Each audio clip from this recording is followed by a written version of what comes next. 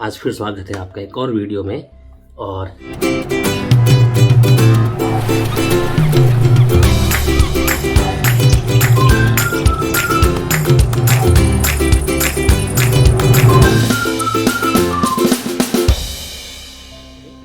UK immigration के बारे में, मेरा जब वीज़ा लगा था ना यूके वाला, तो यार बहुत से लोगों ने डीएम किए थे और क्वेश्चन, वैसे भी पर्सनल क्वेश्चन पूछे थे, जान पहचान वाले थे कि भाई यूके वीज़ा तो लग गया, अब यूके का इमिग्रेशन का क्या सीन है ये बताइए।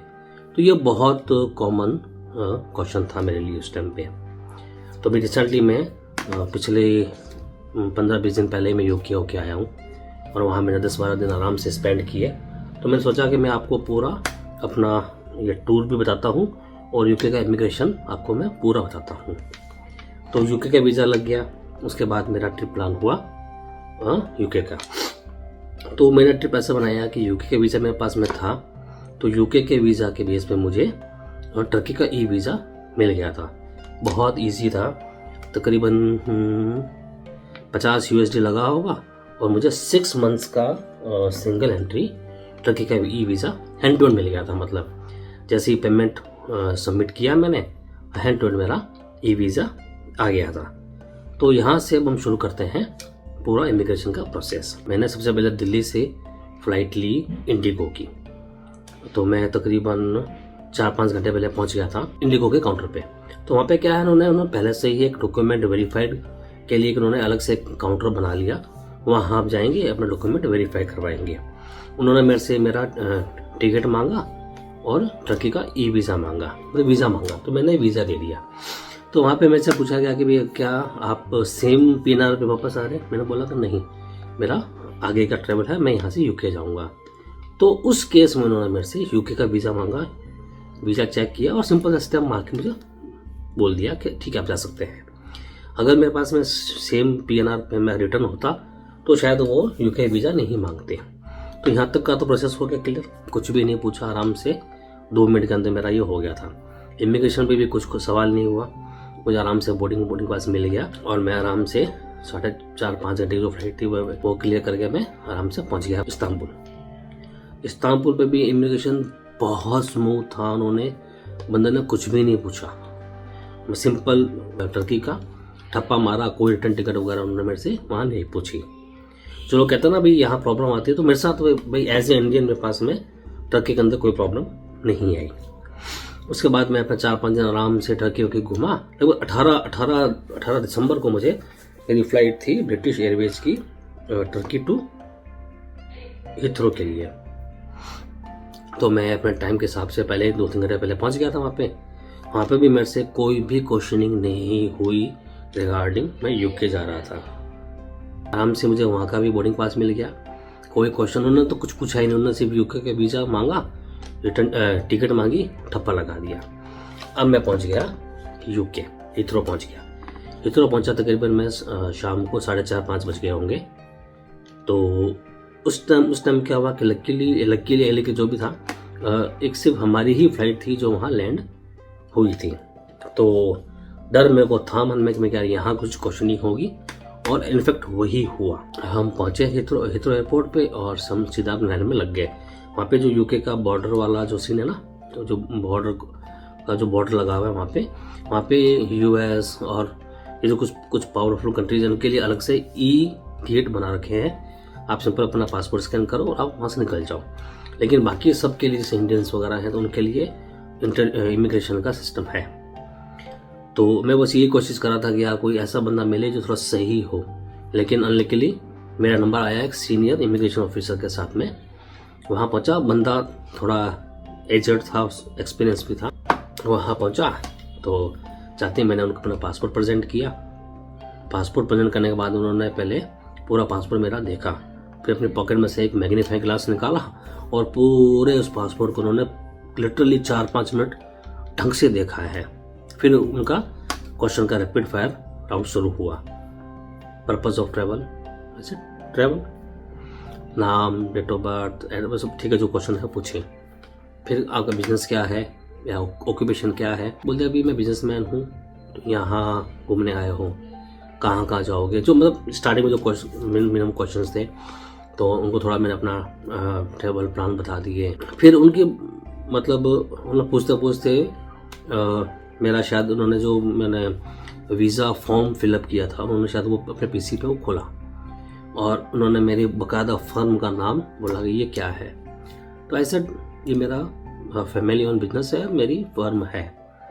ये एक्चुअली मैंने उनको बताया नहीं था कि भी मेरे नाम से फर्म है। तो बोला आपने ये मेंशन नहीं किया अपने इंटरव्यू के अंदर। तो मैंने कहा ये मेरी फैमिली ओन फर्म है, मेरे फोर फादर ने स्टार्ट की थी और उसमें हम भाई भाई सब हैं, तो मतलब मेरा पर्सनल नाम पे नहीं है तो इसलिए मैं नहीं बताया। तो बोला ओके। तो कि अब यहाँ से कहाँ जाओगे, तो बता दिए भाई यहाँ से एडिनबरा जा रहा हूँ, उसके बाद यही है। फिर मतलब वो यहाँ कन्विंस शायद नहीं हो पाए मेरे से, तो बस उनकी गाड़ी में अटक गई।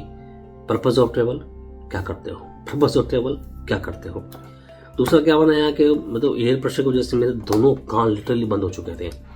तो बस मैं वहाँ पे क्या क्या ही कर रहा था। वो इतनी सी विंडो बनी होती है, पूरा शीशा और इतनी सी विंडो बनी होती है, तो मुझे ढंग से मैं सुन ही नहीं पा रहा था तो मैं क्या क्या कर रहा था। तो शायद उससे भी उनको डाउट हुआ होगा। तो अब क्या करते हो क्यों आए हो, वो उसे रट लगा ली बंदे ने। तो फिर तकरीबन करते करते मेरे ख्याल से 8-10 मिनट हो चुके थे। तो मैंने लास्ट में बोल दिया कि मैं यूट्यूबर हूँ, ट्रैवल ब्लॉगर हूँ और अलग अलग जगह मैं ट्रैवल्स वीडियो बनाता हूँ और मतलब मेरा ये भी एक बिजनेस है मेरा। तो बोला oh are you sure you are a travel blogger. मैं कहा हाँ। तो बोला आपके पास में इंटरनेट है। मैं कहा जी है। Then show me your channel. तो मैंने वहाँ का जो वाईफाई कनेक्ट कर रखा था और अब मैं वहाँ अपना चैनल सर्च करूँ, मतलब मैंने उनको YT स्टूडियो में दिखाया। तो बोला ये नहीं समझा आप यूट्यूब पे वैसे दिखाओ। अब मैंने उसमें चैनल सर्च को तो चैनल सर्च होकर राजी नहीं मिला वहाँ पे। तो बड़े कोशिश की, चैनल नहीं आए। फिर उन्होंने मुझे अपना मोबाइल दिया, उनके मोबाइल में जब चैनल सर्च किया तो लिटिल चैनल मेरा आ गया था। उन्होंने चैनल देखा, वीडियो वगैरह देखे कि अच्छा अभी आप लास्ट टाइम अफ्रीका वगैरह भी गए हैं और लास्ट टाइम भी मेघालय की सीट चल रही थी। बोले ये कहाँ है, मेरे इंडिया का नॉर्थ ईस्ट इंडिया का पार्ट है। उसने फिर वो पूरे वीडियो देखे। फिर जब उस बंदे ने मेरी 5-6 वीडियो कंटिन्यूस देखी अलग अलग कंट्रीज़ की और वो वीडियो भी देख रहा, मुझे देख रहा, तो उसने आइडेंटिफाई किया कि हाँ ये वीडियो में बंदा मैं ही हूँ। तो ये करते करते लगभग पूरे 10-12-15 मिनट हो चुके थे। लेकिन देखो इस पूरे बातचीत में उसने मेरे से कोई भी फिजिकल डॉक्यूमेंट पेपर नहीं मांगा, जैसे कि मेरी रिटर्न टिकट, मेरी टेंटेटिव आइटनरी या कुछ इंश्योरेंस, कुछ बंदे ने नहीं मांगी। उसने सिर्फ सवाल जवाब पुटअप किए, उसके क्वेश्चंस आंसर में दिए और लगभग 15-20 मिनट बाद में पर जब उसने मेरा चैनल देख लिया और यूट्यूब से पहले उसको मैंने अपना इंस्टाग्राम दिखाया था, तो वो उसमें भी कन्विंस हो गया नहीं मुझे आप यूट्यूब दिखाओ, आपने बोला यूट्यूबर हो तो आप मुझे यूट्यूब चैनल दिखाइए। तो मैंने उसको यूट्यूब चैनल दिखाया। अच्छा एक चीज़ बताना भूल गया मैं, उसी टाइम क्या हुआ था कि उन्होंने पूछा मेरे से यूट्यूब वाले पहले बात से पहले कि आपके पास में कोई रिजेक्शन है। तो आई सेड या मेरे पास में जापान का रिजेक्शन है, अभी कुछ टाइम पहले ही मेरा रिजेक्ट हुआ था। तो बोला क्यों हुआ।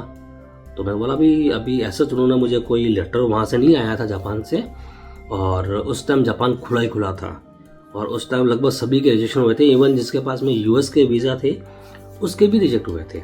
तो वो हंसना लग गया। फिर बोला कि और रिजेक्शन का पास में। तो एक्चुअली मेरे पास 2 रिजेक्शन और थे शेनेगन के, एक था फ्रांस का, एक था स्विट्जरलैंड का। तो मैंने उनको लेटर बोल दिया कि भाई मैं कहा हाँ मेरे पास में रिजेक्शन है। तो बोला आपने ये फॉर्म में मेंशन नहीं किया, तो अब क्या बोलता। तो भी मैंने बोला हाँ भाई मैंने फॉर्म में मेंशन नहीं किया क्योंकि मतलब इसकी स्टैंप लगी हुई नहीं थी तो मैंने नहीं किया, मतलब भाई तो मैं इसलिए और कंडीशन नहीं था मेरा। तो बोले चलो अच्छा है, लेकिन हमारे पास में इन्फॉर्मेशन यहाँ पे है, अच्छा हो आपने मुझे बता दिया। तो भाई इसलिए मैं ये कहूँगा अगर आपको रिजेक्शन है तो प्लीज़ उसको आप हाइड मत कीजिए।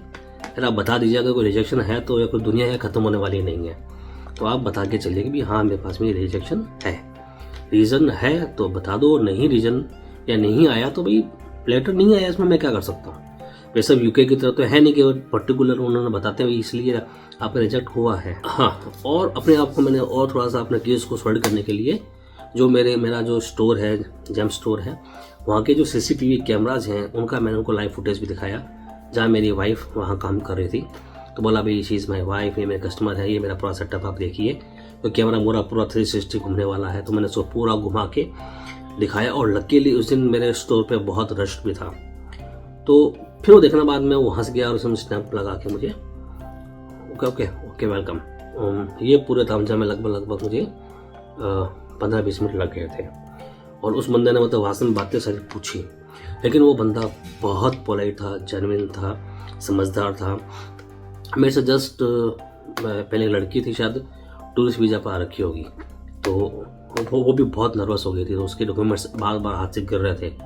तो बंदा वो पूरा बकायदा अपने केबिन से आया, उसने पूरे उसके डॉक्यूमेंट इकट्ठे किए, उसको बहुत प्यार से समझाया कि भाई देखो आपको मेरे सवाल का जवाब देने पड़ेंगे, आप कुछ नहीं, आप जो है बात सच मुझे बताओ, कोई इशू नहीं है। तो बंदा देखो बहुत अच्छा था। इमिग्रेशन का वैसे हवा है, लेकिन ऐसा कुछ नहीं है, आप सच्चे हो, जेन्युइन हो तो कोई प्रॉब्लम आने वाली नहीं है, थोड़ी सी प्रिपरेशन करके चलो आप। तो ये यूके का हो गया, वहाँ से मैं आराम से निकल गया, सामान वामान लिया मैंने।